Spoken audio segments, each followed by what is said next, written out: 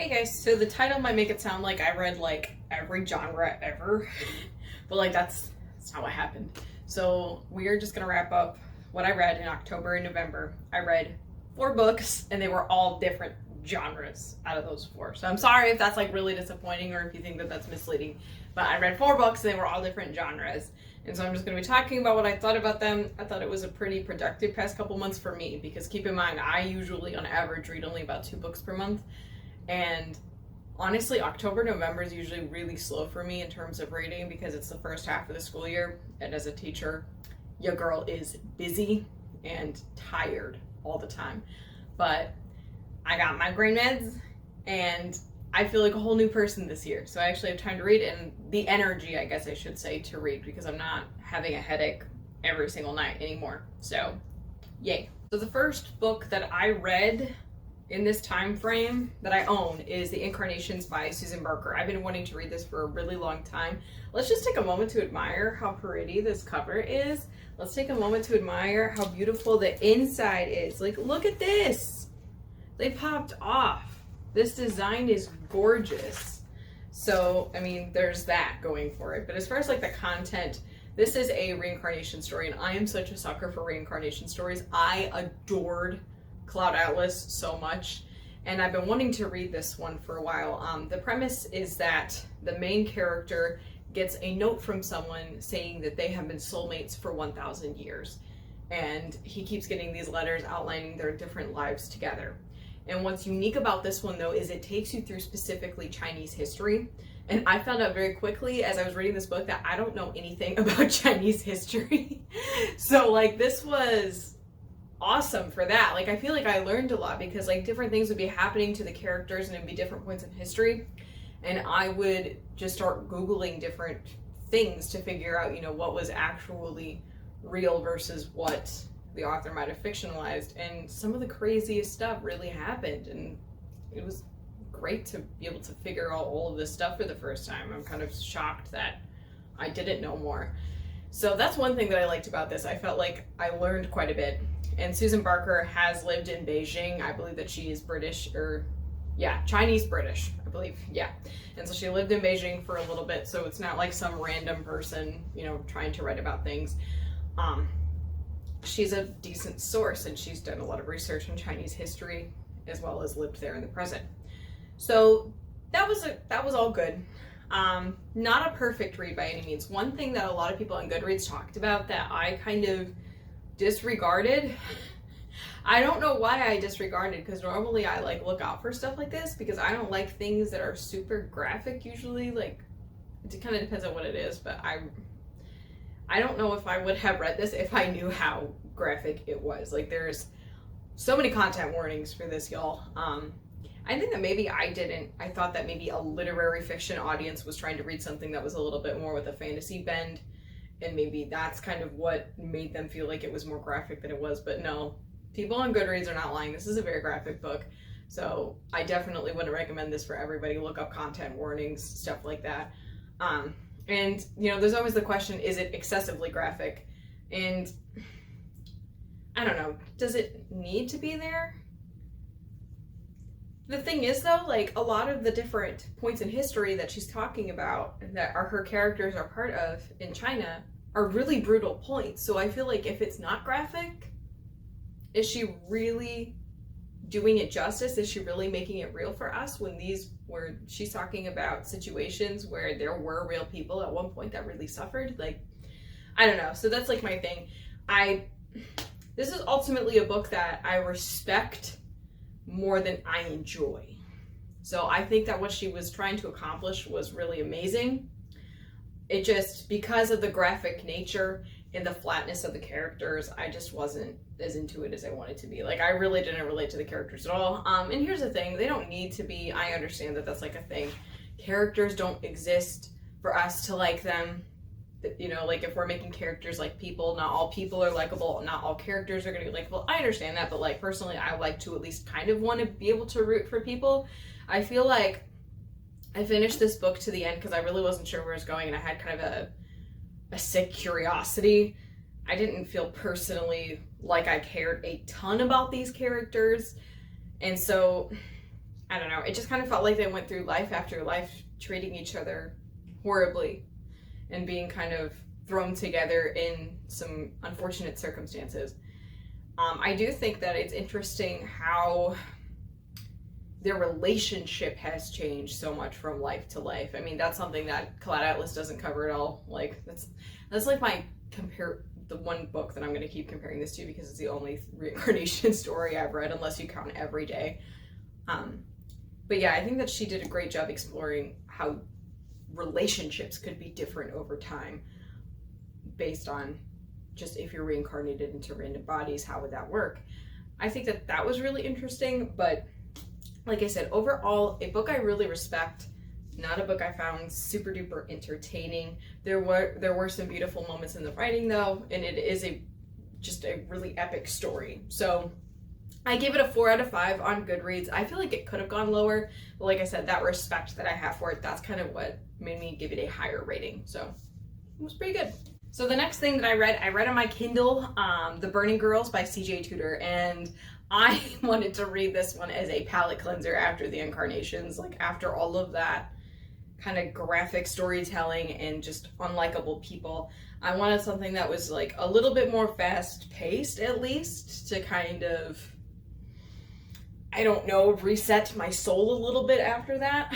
And so I picked The Burning Girls because I'd also just watched Midnight Mass, and on the one hand, I needed something that was quicker to get through and something that maybe wouldn't make me so shaken. But I also did really want, at the same time, a story that was also against a religious backdrop. And so that's why I chose The Burning Girls next. So this book follows a vicar and her daughter, which it took me a minute, and I'm happy that there was another review on Goodreads that said that they had this problem too. I kind of thought that the vicar was a guy at first, and I think part of that is kind of, that's what we imagine, but like as a vicar, because we tend to not imagine women in those roles, and that's something that's touched on in the book, but like also at the same time, her name is Jack, so I didn't know. It took me a minute, but anyway, this vicar and her daughter, something weird happened with the vicar at her old church in their old town, and they're moving her to a different place. And the place that they moved to, there is this really strong small town history. Some girls were burned there for religious differences hundreds of years ago. And I don't know, the town is a little bit creepy, and I kind of was expecting it to be a little bit more paranormal horror. It was like definitely a mystery thriller, a thriller with some paranormal elements to it. And I think that for me, I normally, if I'm going to choose between a thriller and a horror book, I'm going to pick horror. And I think that's maybe what made the difference for me, because I saw some people thought that it was so scary and atmospheric, gave them the creeps, and I just kind of like, I don't know. I wasn't that impressed with it, not gonna lie. It's spooky-ish. There are plot twists that did surprise me, but I didn't really care enough about the characters to really feel the full impact of the twists. You know what I mean? Like, it didn't matter as much to me. I didn't care for the vicar Jack. She would go on these like whole monologues about these teenagers and how they just give us so much grief and I don't understand them. I always hated that crap as a teenager, and I feel like even though I'm an adult now, I'm a teacher and I teach teenagers now, and I just have a hard time with these statements that act like teenagers are aliens and not real people. So there was definitely some of that. I don't know. I thought that was a little annoying. I also just, in the storytelling, there was a lot of telling, not a lot of showing. I feel like the author like told us up front a lot of themes that like came a little bit out of nowhere, especially towards the end. And I feel like the reason why she had to tell us is because they weren't shown that well, and they did kind of come out of nowhere. So like execution was not great. I will say though, I gave it 3 out of 5 stars on Goodreads. I know I sound like I'm trashing it. I did turn the pages pretty quickly on my Kindle. Like, I read it pretty quickly. It was a kind of palate cleanser, like I wanted to, just something quick. It was a setting that I asked for, so it delivered on some fronts. It was entertaining. It just wasn't perfect by any means. So then the next book that I read was a nonfiction book, and I also got this from the library, so I don't have it anymore, and I had a physical copy. It was Laziness Does Not Exist by Devon Price. Devon Price is a social psychologist, and they have some pretty intense personal experiences with like almost working themselves to death, pretty much. And so Laziness Does Not Exist is about the reasons why people feel lazy. And so Devon Price outlined 3 main reasons. So depression, lack of motivation, overwork. And since I'm a teacher, I feel very lazy a lot because I'm very tired, because I take a lot of work home with me, and because you have to have a lot of energy to teach teenagers. So I feel like I really fall into that overwork category. And so the book overall was pretty validating. It talks about a lot of different subjects that weigh us down, like a fixation on working really hard and achieving a lot. I will say, in the beginning parts of the book, the author gives us a ton of examples of people who were like them, that like almost worked themselves to death, people that work like 90 hours a week and stuff and had like major health concerns. And this is not what you're supposed to get out of it, but at first, when I first started reading this, I was like, am I really overworked though? But overall, it was a very validating book because they just wanted to show these like really extreme examples that kind of prove that working too much will take a toll on your health. And so they talk about setting your values, like what types of things do you absolutely want to accomplish, how sometimes you need to speak up for yourself and sometimes you need to just cut certain things out. One thing that really stuck out to me in my mind was an example of this mom who said that she was either going to have a life or she was going to have a clean house. And she picked the life, and I was like, whoa, that's a mood right there. This place is a pigsty. But they also talk about other things that drain us that contribute to those feelings of laziness, like trying to stay informed in the digital age when we are bombarded. They talk about setting boundaries in our relationships. They also talk about like the pressures of like social expectations. And one thing that I think a lot of people are gonna appreciate about Devon Price is they prioritized including a diverse range of people that they interviewed. So I thought that was really nice. So a lot of people might read this nonfiction book and kind of see someone that maybe they connect with. So since they seem to be pretty involved in social activism, and so they also talked about how activism in general drains you. So if that's something that you're interested in, Laziness Does Not Exist, I think is a great book. I gave this one 5 out of 5 stars on Goodreads. So I really enjoyed it. I kind of flew through it. I kind of wish I took my time a little bit more with it. But you know, time. I will say, if I don't know if it's in like my top, you know, I don't rate it to nonfiction. I wouldn't say it made it in like my top 5 nonfiction of all time necessarily, but I would say it's definitely somewhere in my top 10. So pretty good. So the last book that I read was some science fiction. I read The Three-Body Problem by Cixin Liu. I think that's how you say his name. Or if you want to say it in the Chinese order, Liu Cixin. This book was crazy, y'all. Like, I was expecting big concepts, and I got big concepts. And that's the thing. This isn't really a character-driven book at all. It's not a plot-driven book. It is very much just, here is a bunch of science. So if you like reading physics books for fun, I've only read like 1 or 2, so it's like I'm not that nerdy, but I enjoy this stuff enough that reading this book was enjoyable to me. But if you're not into that sort of thing, this probably is not going to be the book for you. It reads in a very textbooky way a lot of the time. So if you're not into that, probably skip it. But this one is about, oh gosh, how do I explain this? So it's about this guy Wang, and he is a scientist, and he's starting to notice that there are a lot of strange things happening to other scientists, some tragedies that are occurring, and he just kind of gets sucked in to this kind of investigation into this stuff after some weird things start happening to him. And it all kind of goes back to during China's Cultural Revolution, a time where in the book they were trying to make first contact with aliens. And so I'm happy that I read the Incarnations a couple months ago, because I had no idea what the Cultural Revolution was in China until I read that book. So I'm happy that I already understood that before I went into the 3-body problem, because there's so much else to absorb in the 3-body problem that I feel like it would have been like really overwhelming to try to like learn what the Cultural Revolution was on top of learning all the science. But yeah, it was honestly really, really good. I think I give it 4 to 5 on Goodreads, but if I could, I'd give it like 4.5. A lot of people talk about how they don't like the first half as much as the second half. I feel like it's always the opposite for me with science fiction, because I love world building. I love not knowing what's happening. Like, I'm into being clueless. I love that. And at some point there's like this video game that comes into play, and the descriptions in this game are just chef's kiss. So good. I geeked out over it like hardcore.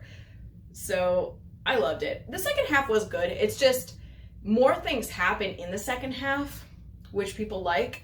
But as a result, when they took breaks to explain things or have more long-winded conversations, I was more likely to feel impatient with them in the second half, because I kind of wanted things to keep moving along. I think that might have been my issue, but I love the different themes that he explored, just about humanity, about what we deserve, things like that. I love this author's vision of how first contact with aliens can be established. The science is just really cool. Another book I'm really happy that I read before I read this was last year I read Parallel Worlds by Michio Kaku. I have it. Let's look. But yeah, Parallel Worlds. I'm so happy I read this one before, because Michio Kaku outlines the types of civilizations, a type 1, a type 2, a type 3. So if you're not familiar with what that is, I mean, I probably wouldn't read this whole book as a precursor to the 3-body problem. I'm just happy that I have some background in some of the topics, because it made it just a little bit easier for me to dive into. So if you have background in like theoretical physics, and if you are interested in things like first contact with aliens, totally read this book. So the 3-body problem was really, really good. I will say that the characters suck. Like, out of all of them, Yi Wenyi, I think that's how you say her name, she was by far the best developed. Everyone else was kind of like, even Wang, who we spend a ton of time with, he's like so flat. He has no personality. I have no idea why Cixin Liu gave him a wife and kids. We see them for like 3 seconds, and he doesn't seem to care about them at all. So like, definitely not a book if you're expecting typical storytelling techniques, I guess. You have to be in the mood for straight up science. But I liked it. So yeah, that's what I read in October and November. I read not that much, but like I read sometimes. And so that's what I accomplished. And I'm happy that I got to read a couple books that were kind of out of my typical realm. Well, really, all of these are kind of different from anything I've read, except for the 3-body problem, because I do love science fiction. But the Incarnations, that gave me so much Chinese history. I did not know that I was looking up. The Burning Girls, I usually don't do thrillers, and I feel like this kind of reminded me why I don't. I feel like I just haven't found the thrillers for me yet. Laziness does not exist. I always am looking for more nonfiction, because the older I get, the more I realize that I do like some nonfiction. It just has to be something I'm really interested in. So like, not memoirs. But yeah, I thought that it was a pretty good couple months for me. And hopefully, I mean, I'm filming this November 24th. Yeah, hopefully with the holidays I can get more reading done before the end of the year. I read 27 books so far for 2021. I might make it to 30, I might not. We'll find out. Bye.